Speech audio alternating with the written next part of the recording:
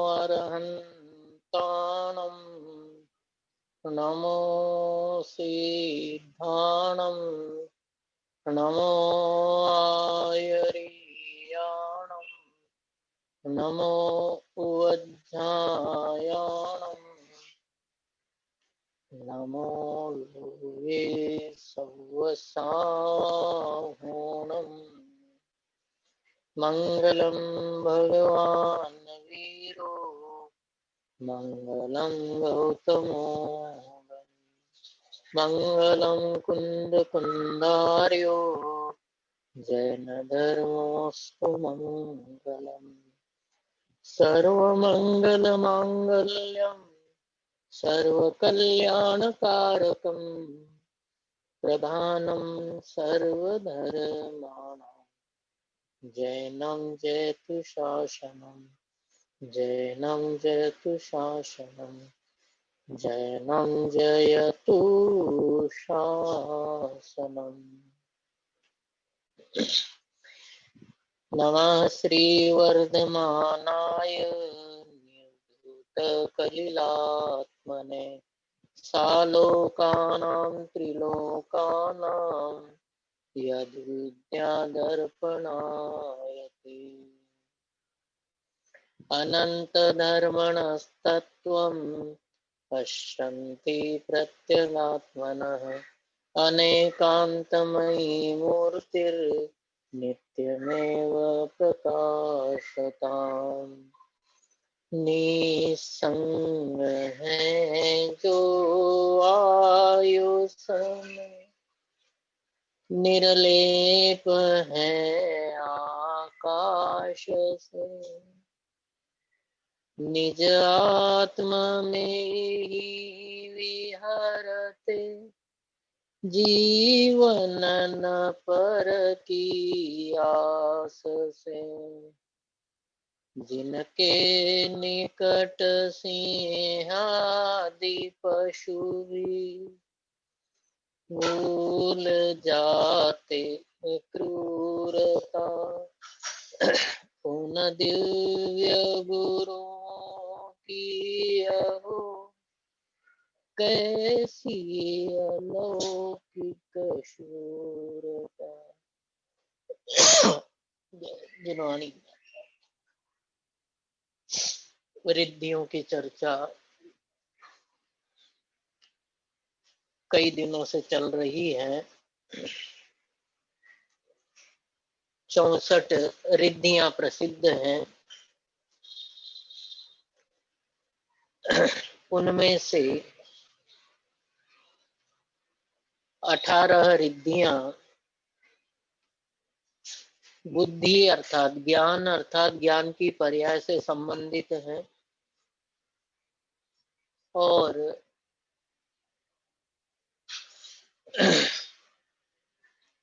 बाकी जो 46 रिद्धियां हैं वो पुद्गल से संबंधित हैं। वास्तव में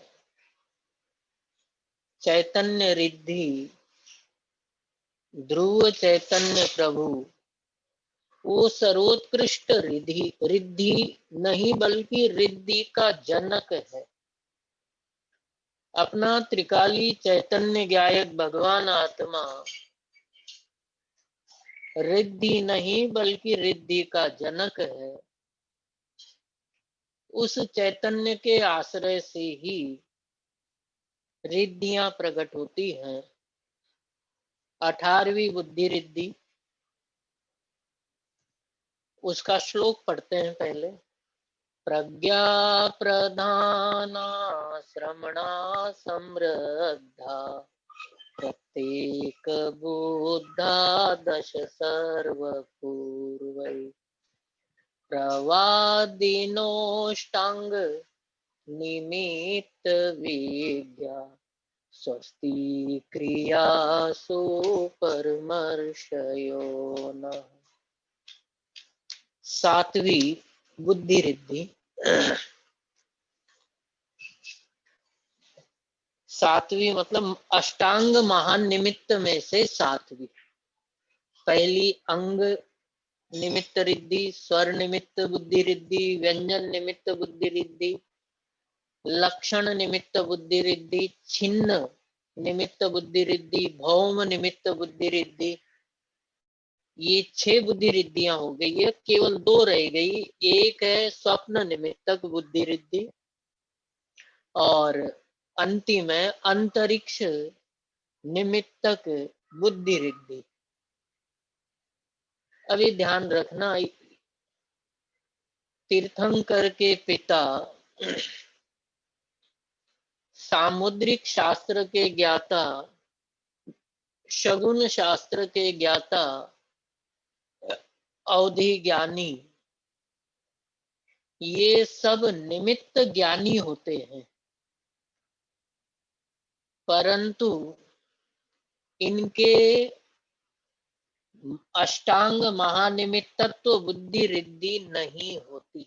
निमित्तों के ज्ञाता तो होते हैं, तीर्थंकर के पिता हुए, सामुद्रिक शास्त्र के ज्ञाता हुए, शगुन शास्त्र को जानने वाले, अवधि ज्ञानी इत्यादि अनेक निमित्त ज्ञानी होते हैं, लेकिन इनके अष्टांग महानिमित्तत्व या महानिमित्तत्व बुद्धि रिद्धि नहीं होती। क्योंकि बुद्धि रिद्धि या कोई भी रिद्धि संयमियों के ही होती है, असंयमियों के नहीं होती। इसकी चर्चा कई बार आ चुकी है। और ये जो निमित्त रिद्धि है, ये मुनिराजों को होती है। अब आपका एक प्रश्न हो सकता है, होना चाहिए, कि अभी अभी अवधि ज्ञानी मुनि या कोई अवधि ज्ञानी सामुद्रिक शास्त्र का ज्ञाता हो, मतलब अवधि ज्ञानी से भिन्न सामुद्रिक शास्त्र का ज्ञाता हो, शगुन शास्त्र का ज्ञाता हो, तीर्थंकर के पिता, ऐसे जो निमित्त ज्ञानी हैं, उनके निमित्त ज्ञान में और रिद्धिधारी निमित्त ज्ञानी में क्या अंतर है? तो जमीन आसमान का अंतर है। उदाहरण के लिए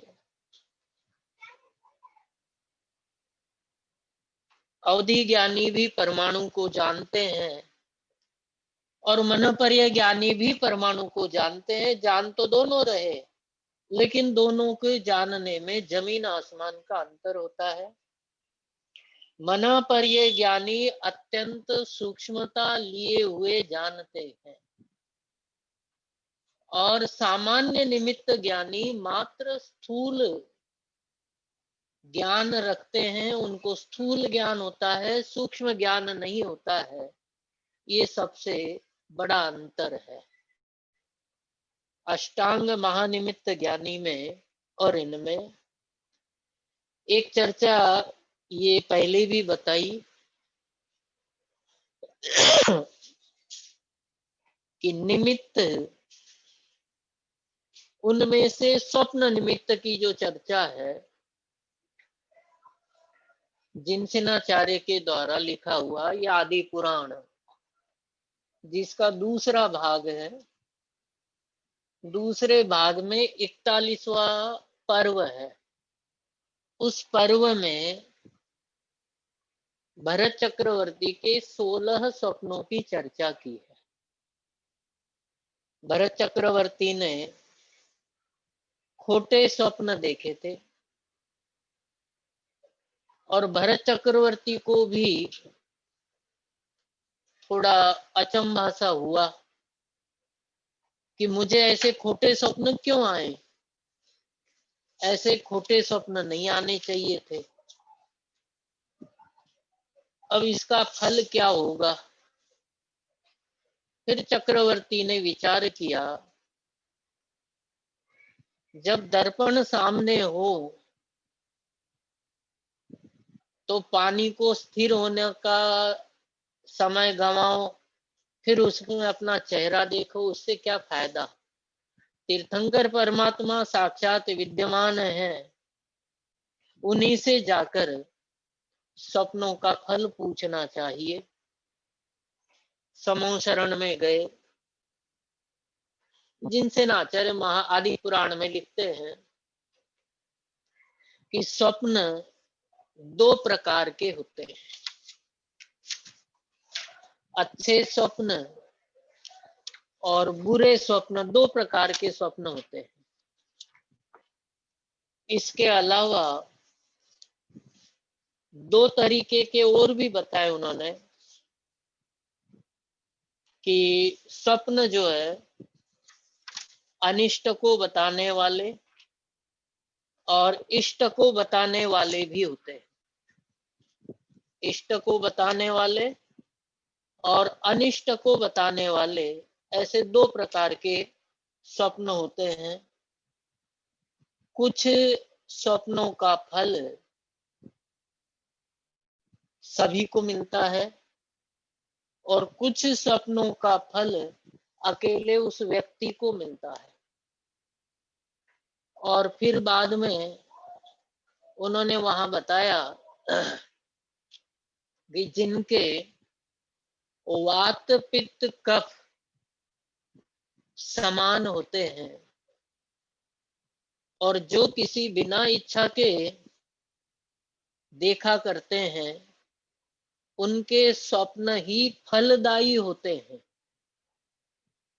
जिनके वात पित्त कफ सम मात्रा में होते हैं, वे स्वस्थ व्यक्ति होते हैं, और जिनके वात पित्त कफ सम मात्रा में नहीं होते हैं, वे अस्वस्थ व्यक्ति होते हैं।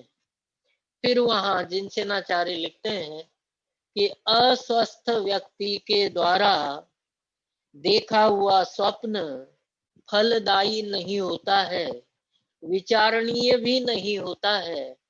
स्वस्थ व्यक्ति के द्वारा चाहे वो स्वप्न शुभ हो, चाहे वो स्वप्न अशुभ हो, वो फलदायी होता है। जो व्यक्ति स्वस्थ नहीं हो, वो व्यक्ति कितने ही स्वप्न देखे, वो फलदायी नहीं होते हैं।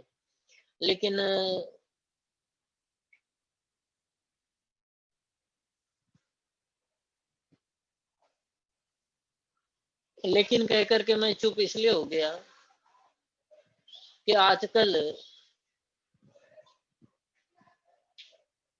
जो संयमी मानते उन लोगों ने भी स्वप्न के ऊपर किताबें छाप दी, और चाहे जिस स्वप्न का चाहे जैसा फल, लेकिन मूल बात तो लिखी नहीं थी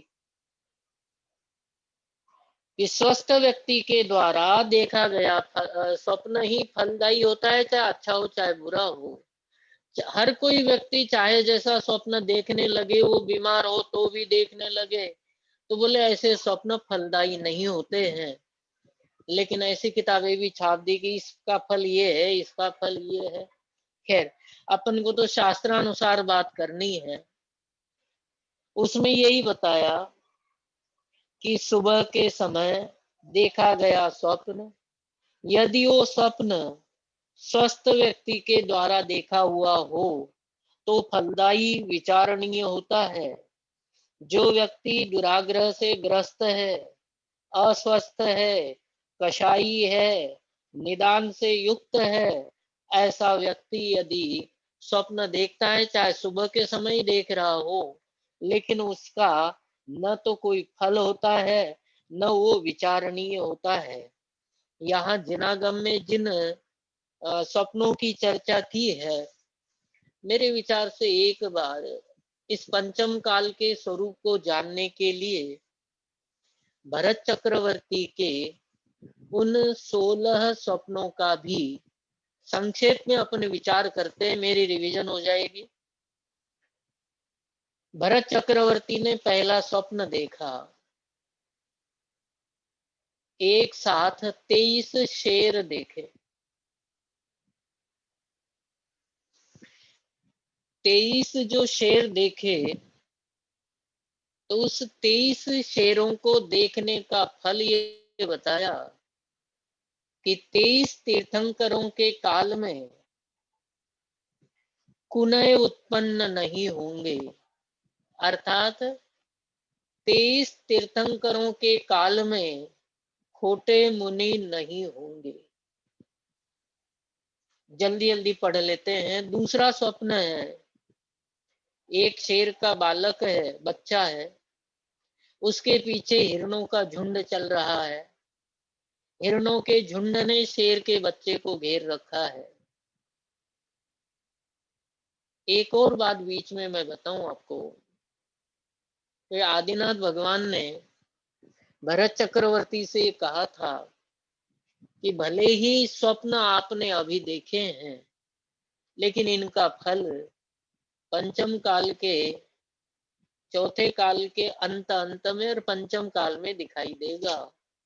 तो पहले दो स्वप्न महावीर भगवान से संबंधित हैं, उनके काल से संबंधित है। पहला स्वप्न देखा जिसमें 23 शेर देखे थे।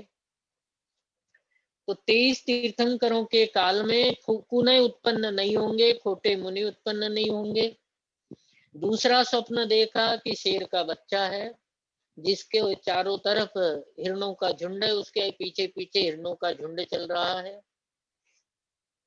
उसका फल तीर्थंकर भगवान के दिव्य ध्वनि में इस तरीके से आया कि भगवान महावीर के सामने ही, जैसे ही भगवान महावीर निर्वाण को प्राप्त होंगे, मुनि शिथिलाचारी हो जाएंगे। तीसरे स्वप्न में देखा कि हाथी के भार को अपने पीठ पर सहन कर रहा है ऐसा एक घोड़ा। तो उसका फल ये बताया कि पंचम काल के साधु मुनि धर्म के गुणों को धारण करने में असमर्थ रहेंगे। चौथे स्वप्न में ये देखा कि बकरे पेड़ों के, बेलों के सूखे पत्ते खा रहे हैं। उसका फल ये बताया कि भविष्य में पंचम काल में मनुष्य सदाचार छोड़ करके कदाचारी हो जाएंगे। चौथा स्वप्न ये था। पांचवें स्वप्न में ये बताया, पांचवा स्वप्न था, हाथी के कंधे पर बंदर बैठा हुआ है। तो उसका अर्थ, उस स्वप्न का अर्थ ये बताया कि क्षत्रियों को छोड़ करके, क्षत्रिय कुल तो नष्ट होता जाएगा, वो राज्य से भ्रष्ट हो जाएंगे और नीच वंश वाले राज करते जाएंगे। फिर छठे स्वप्न में ये देखा कि कौवा आदि पक्षियों के द्वारा हंस आदि को परेशान किया जा रहा है और वहां पर उल्लू आदि उपद्रव कर रहे हैं। ये ध्यान से सुनना इसका फल, कि लोग धर्म की इच्छा से अन्य मतियों के पास जाएंगे। अब अन्य मति का अर्थ समझ लेना कि मूल आमनाएं छोड़ करके जैन मत में भी अन्य मति उत्पन्न हुए हैं। संख्या सुनने वालों की, आचरण करने वालों की भले ही कम हो, संख्या देखकर पीछे मत भागना, क्योंकि छठे स्वप्न का फल यही बताया कि धर्म की इच्छा से लोग मूल मार्ग को छोड़ करके, मूल धर्म को छोड़ करके अन्य मतियों के पास जाएंगे। सातवें स्वप्न में देखा कि भूत प्रेत नाच रहे हैं। तो उसका फल ये बताया कि व्यंतरों को देव समझकर लोग उनको वीतरागी देव से भी अधिक पूजा भक्ति करेंगे। आठवें स्वप्न में ये देखा कि तालाब, ऐसा एक तालाब है जिसके चारों तरफ तो पानी है, लेकिन जिसका बीच का भाग सूखा हुआ है।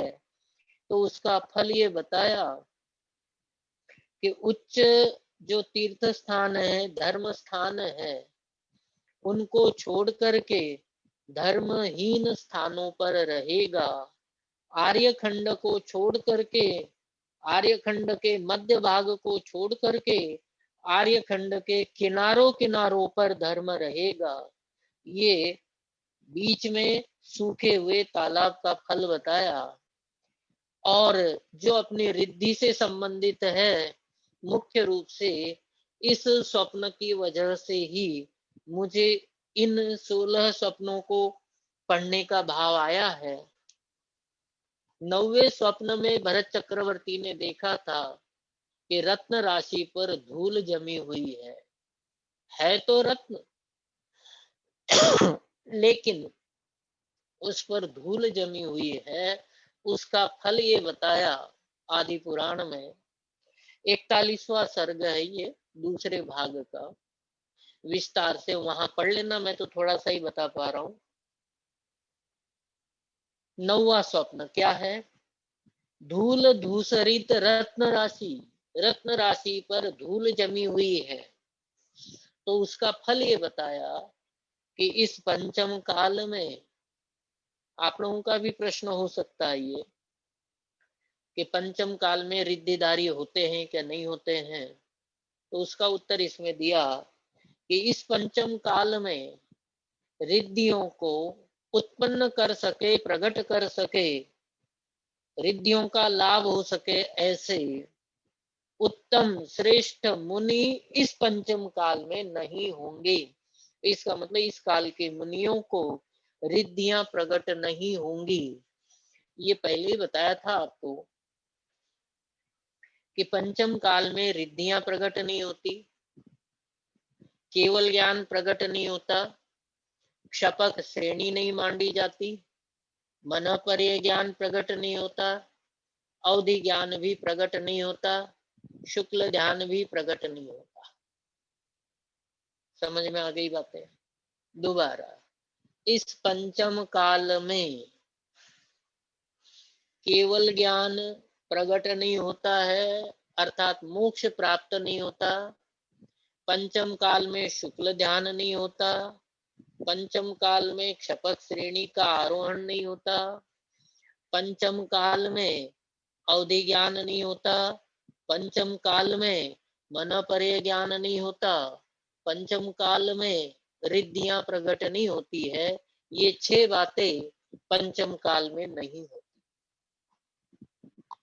इसी बीच में आप लोगों को प्रश्न हुआ होगा, होना चाहिए,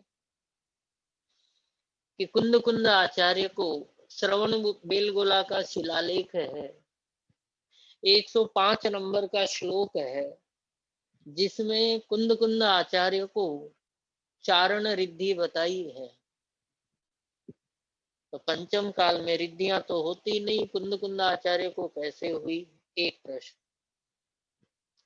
दूसरा प्रश्न, पंचम काल के अंत में मुनि संग होता है, वीरांगज नाम के मुनि होते हैं, सर्वश्री नाम की आरिका होती है, अग्निल नाम का श्रावक होता है, और पंगुश्री नाम की श्राविका होती है। तिलोय पन्नति में चारों के नाम लिखे हैं। ये पंचम काल के अंत में होते हैं। पंचम काल के अंत में कार्तिक कृष्ण अमावस्या के दिन प्रातः समय ये सल्लेखना धारण करके देह छोड़ देते हैं।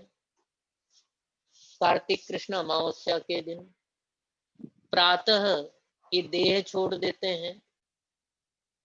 देह छोड़ने के बाद उन्हीं के साथ धर्म का नाश होता है। दोपहर में असुर देव, जिनके निमित्त से वीरांगज मुनि पर उपसर्ग होता है, वो वीरांगज मुनि का वो नाश कर देता है। दोपहर में धर्म का नाश होता है, और कार्तिक कृष्ण अमावस्या के दिन ही शाम को सूर्यास्त के साथ इस पृथ्वी पर अग्नि का कण भी शेष नहीं रहता है। तो शाम के समय अग्नि का नाश सुबह धर्म का नाश, दोपहर में राजा का नाश और शाम के समय अग्नि का नाश। उसके बाद अग्नि नहीं रहती। वीरांगज मुनि पर आहार के समय जब अंतराय होता है, एक तरीके से उपसर्ग होता है, अंतराय होता है, जब उनके आहार को ही टैक्स के रूप में, शुल्क के रूप में लिया जाता है, तब उनको अवधि ज्ञान प्रकट होता है। और अभी अभी अपन ने पढ़ा है कि अवधि ज्ञान, मन पर्य ज्ञान प्रकट नहीं होता है। आगे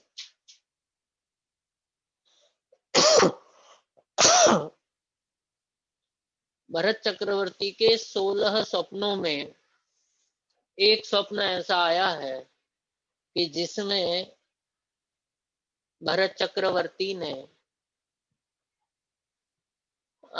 वर्तुलाकार जो घेरा होता है उससे सहित चंद्रमा को देखा था। उसका फल ये बताया आदिनाथ भगवान ने कि इस पंचम काल में न मन पर्य ज्ञान होता है, न अवधि ज्ञान होता है। तो ये पहले भगवान की वाणी भी है, उसके आधार पर ये तय है कि अवधि ज्ञान नहीं होता है। लेकिन वीरांगज मुनि को अवधि ज्ञान हुआ। ये आपको पता होगा कि 21,000 वर्ष के पंचम काल में एक 1,000 वर्ष बाद एक कल्कि होगा जो धर्म का बहुत बड़ा नुकसान करता है। हर 500 वर्ष बाद एक उपकल्कि होता है, वो भी धर्म का नाश करता है। और हर कल्कि के समय एक मुनिराज को अवधि ज्ञान होता है। हर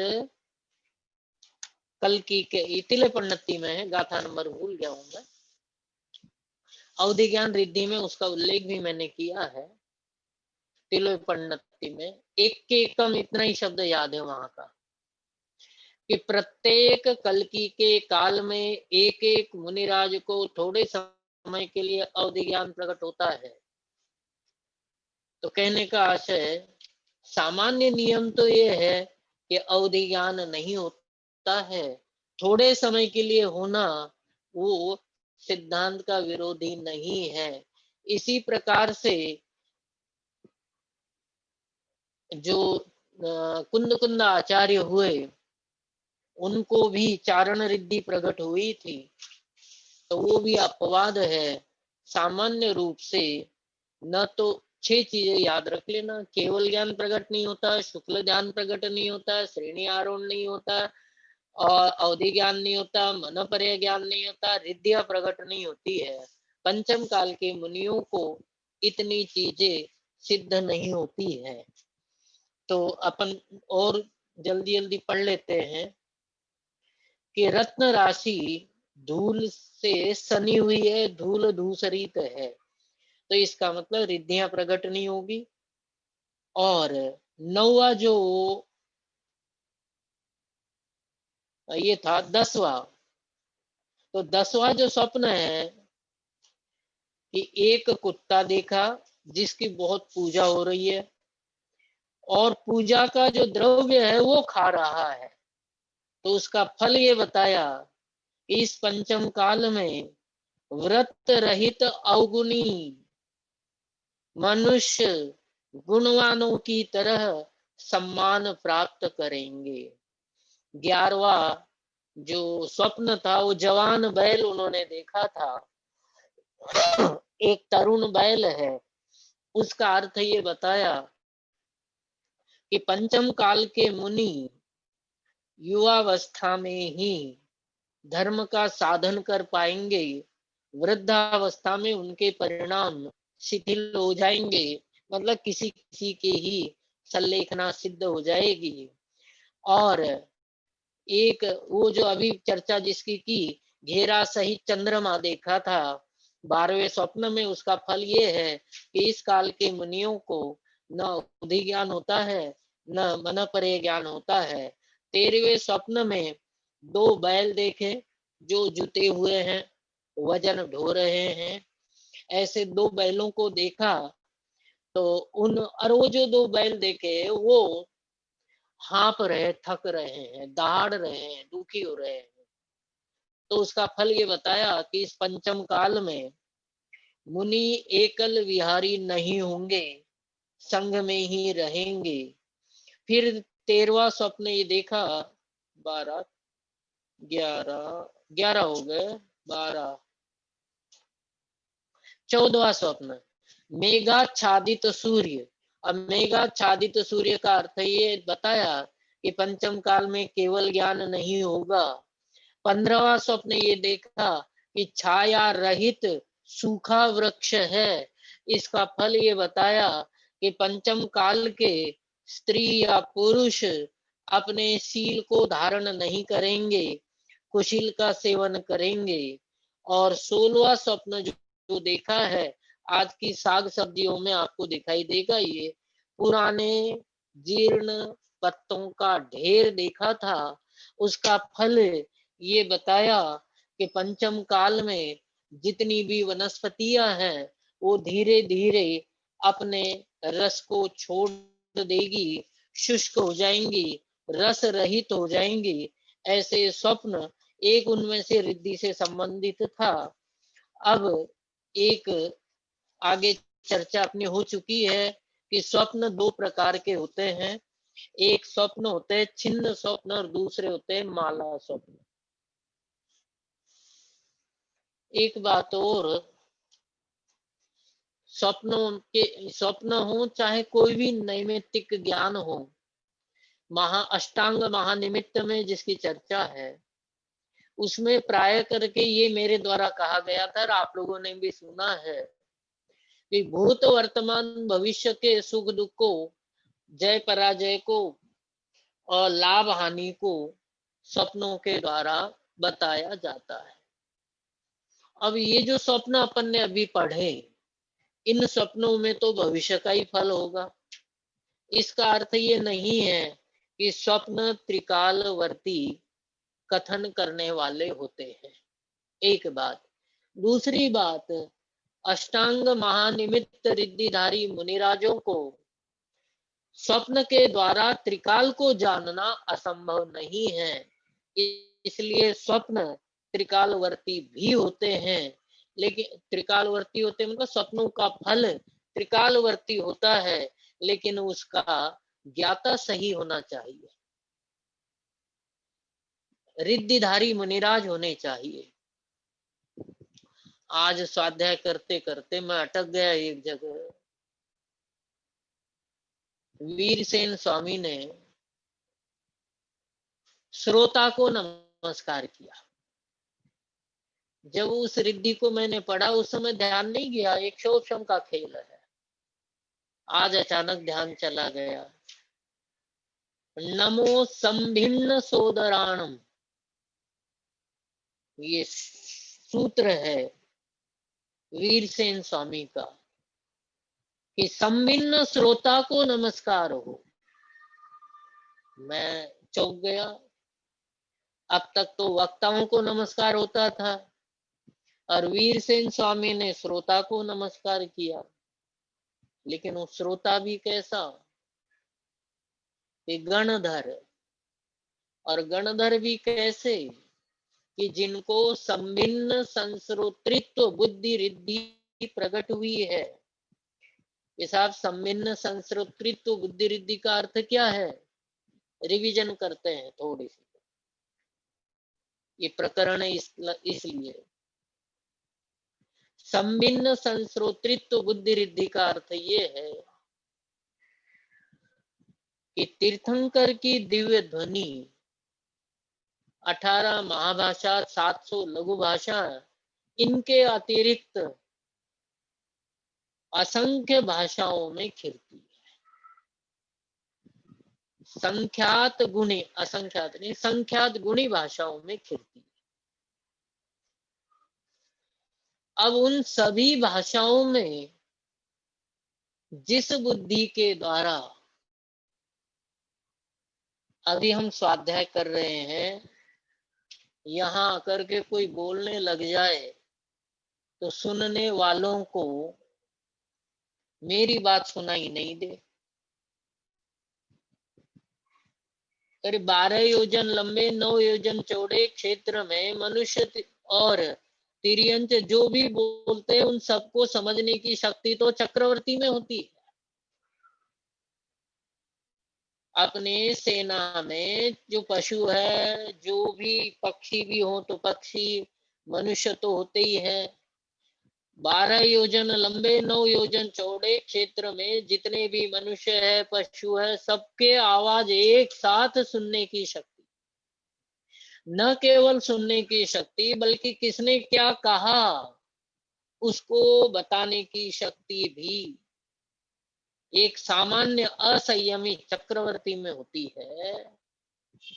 और जो संभिन्न संस्रोतृत्व बुद्धि रिद्धि को धारण करने वाले महामुनि होते हैं या गणधर होते हैं, गणधरों के तो नियम से होती है, वो एक साथ असंख्य भाषाओं में भगवान की दिव्य ध्वनि को, संख्यात गुणी शब्द, इनसे संख्यात गुणी भाषाओं में 18 और 718 को संख्या, उससे संख्यात गुणी भाषाओं में भगवान की जो दिव्य ध्वनि है वो कीर्ति है, उसको सुनने का कार्य एक समय में एक साथ सभी भाषाओं में जो सुनते हैं ऐसे श्रोता, गणधर परमात्मा, उनको नमस्कार किया, उस श्रोता को नमस्कार किया।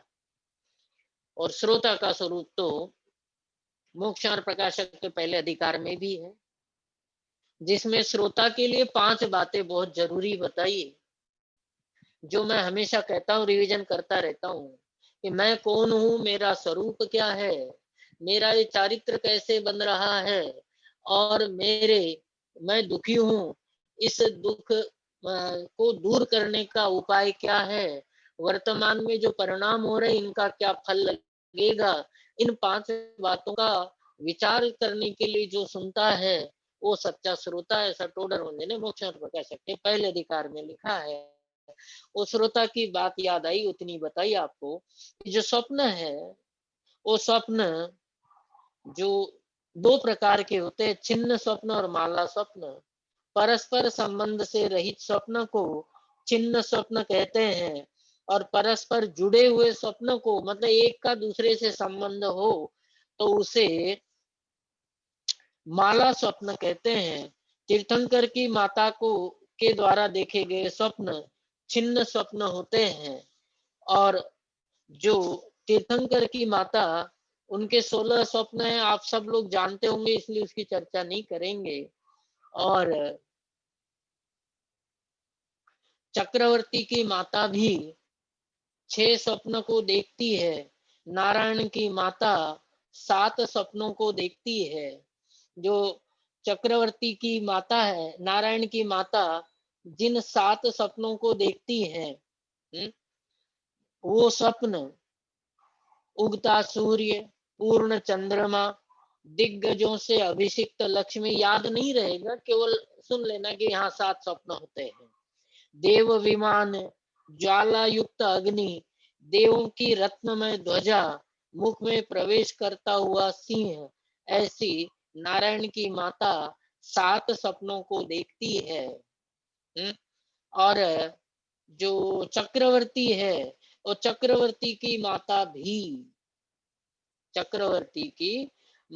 भी 6 स्वप्नों को देखती है। सुमेरु पर्वत को देखती है, सूर्य को देखती है, चंद्र को देखती है, सरोवर, तालाब, पृथ्वी को, और लहराता हुआ समुद्र, ऐसे 6 स्वप्नों को देखती है। महापुराण में हिंदी अर्थ करते समय सूर्य सहित चंद्र ऐसा अर्थ करके 5 स्वप्नों को वहां बताया है। और लक्ष्मण की माता ने 5 स्वप्न देखे थे, इसलिए नारायण के संबंध में 2 मत आते हैं। किसी मत में 6 स्वप्न है और किसी के मत में 7 स्वप्न है।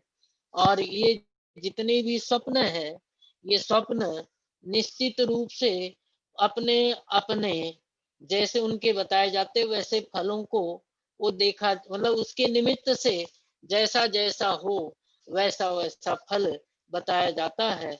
ऐसे ये स्वप्न निमित्तक ज्ञान है। आगे अंतिम बुद्धि रिद्धि है, पूरी कर लेते हैं, 5 मिनट का समय है। कि अंतरिक्ष महानिमित्तत्व ज्ञान रिद्धि, अंतरिक्ष निमित्तक ज्ञान रिद्धि का दूसरा नाम नव निमित्तक रिद्धि है। अंतरिक्ष को बोलचाल की भाषा में आकाश भी कहते हैं, नभ भी कहते हैं, इसलिए ये पर्यायवाची शब्द जानना।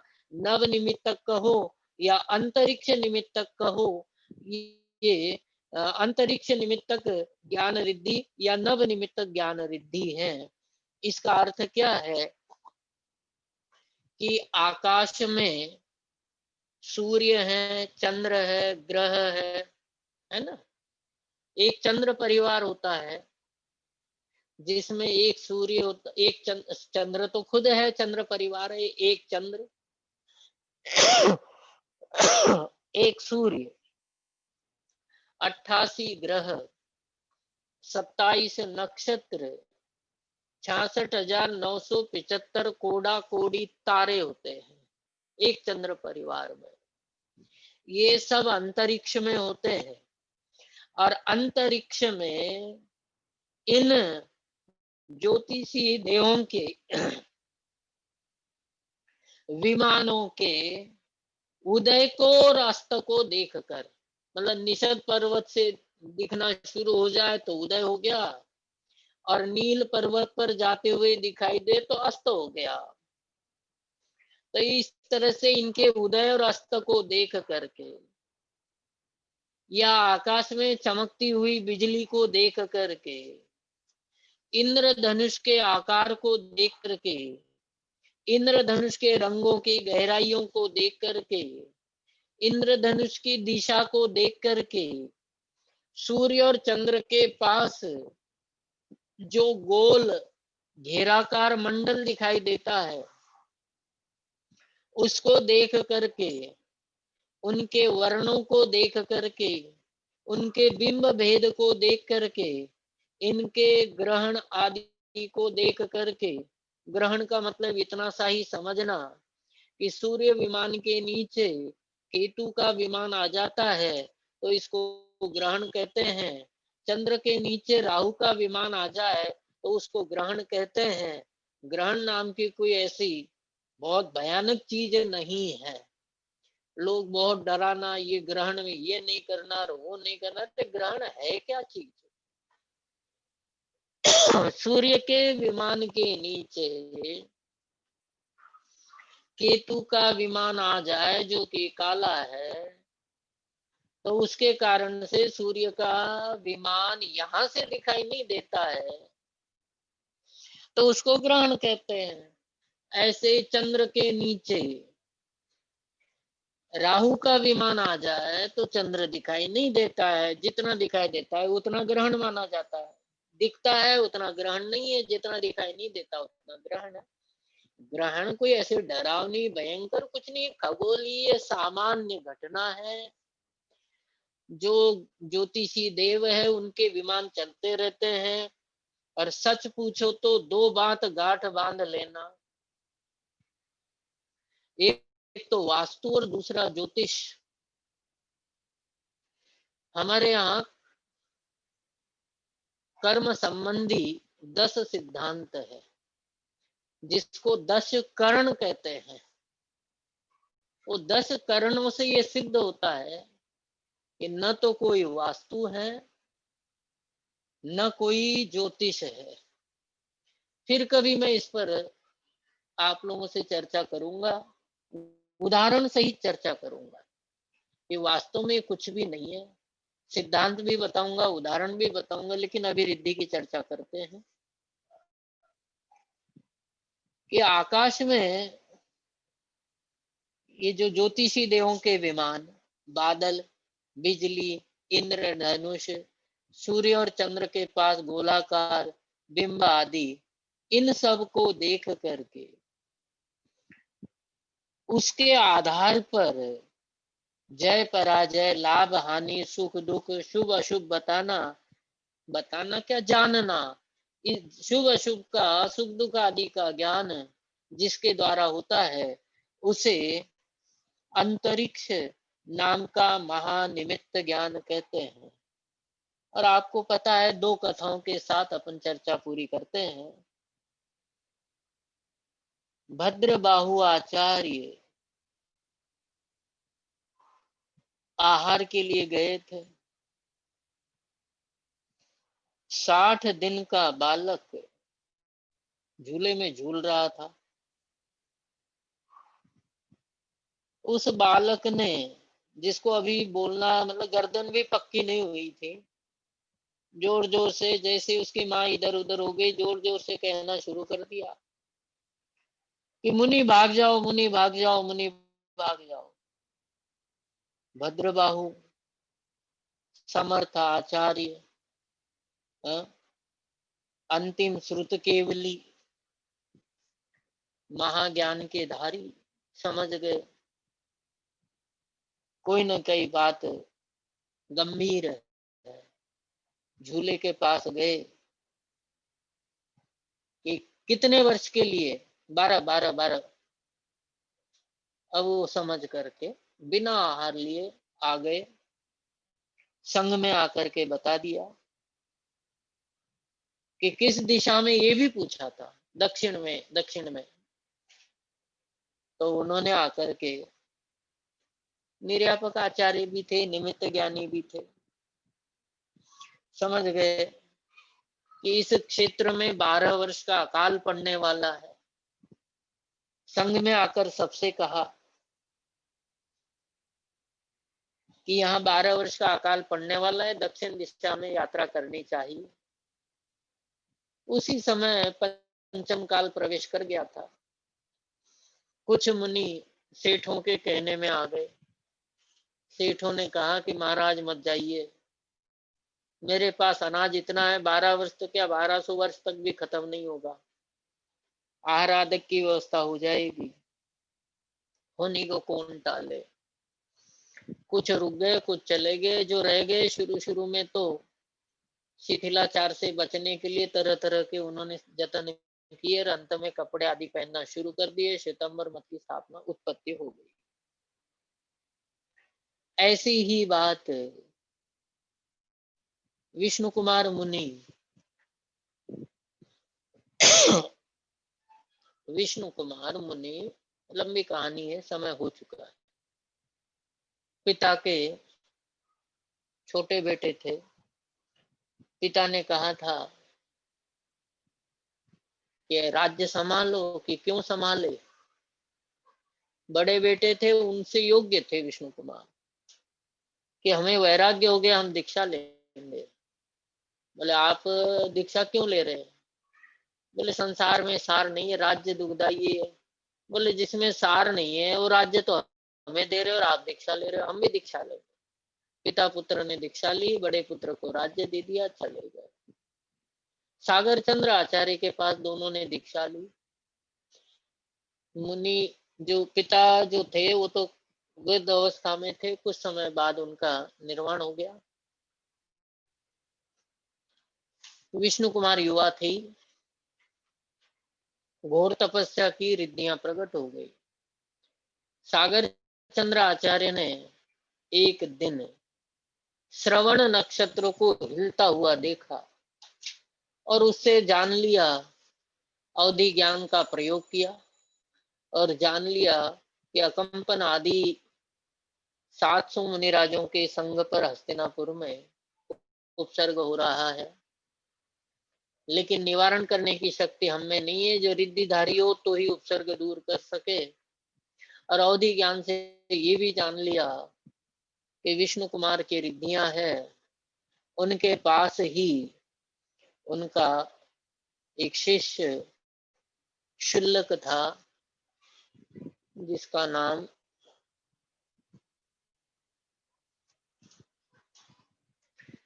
निकल गया।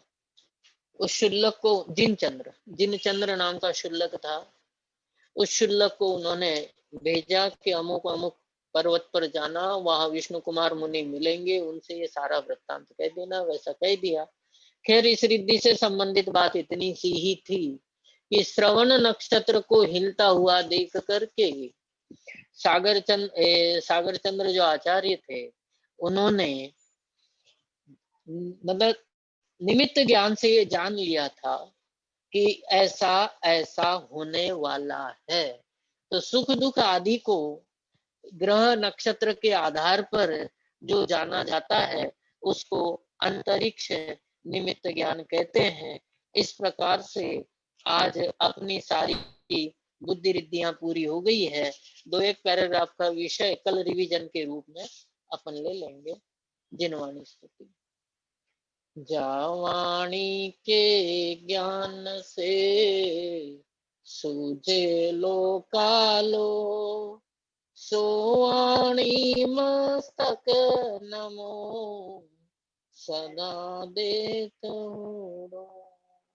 जय बोलो जिनवाणी माता।